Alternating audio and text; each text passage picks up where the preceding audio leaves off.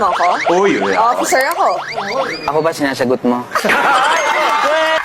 Eto, susubukan natin kung kayo ba, kabisado nyo ang batas. Okay?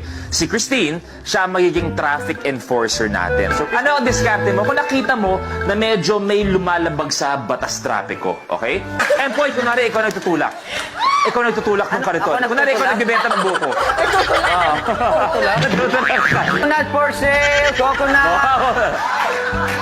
Excuse me? Do I know you?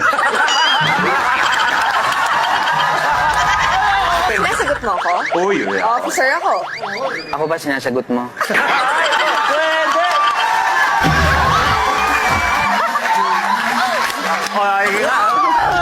Guilty or not guilty? Dumaan ng isang araw na hindi nag-toothbrush.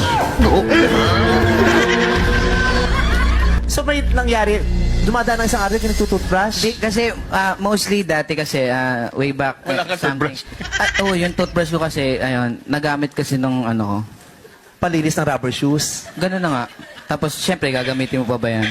Pero, so, nalampasan. Sa ngayon, nag-toothbrush ka na everyday. Pag naisipan. Si Piolo na-experience niya yung pinag-agawa ng dalawang babae. Ikaw na-experience mo ba yan? Pinag-anuhan, tabo yan ng dalawang babae. Guilty or not guilty? Nanonood ng porn.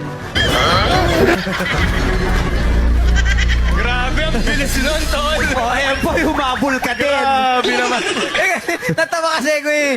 Kay JC kasi galing yung mga nasa akin eh. How do you see yourself 5 years from now? Siguro po, 5 years from now, baka ako naman po nag-i-interview sa inyo. Siyempre, yun po talaga. Alam naman ni Alex to eh. Family talaga. Gusto ko na po talagang It's time na kasi, na ako ngayon? 22. Alam ko 42. Sa dinami-dami dyan, wala ka pang nakikita sa kanila? Namimili pa ako nung yung maraming laman yung ATM. Minsan nga may nakasalubong ako eh. Sabi niya, uy, ang bango pala niya sa personal. So sa TV, ang baho ko, gano'n. Pero shopping ka ba? Kahit ngayong sikat na sikat ka na, di ka ba pinagkakaguluhan? Yung mga matatalino lang.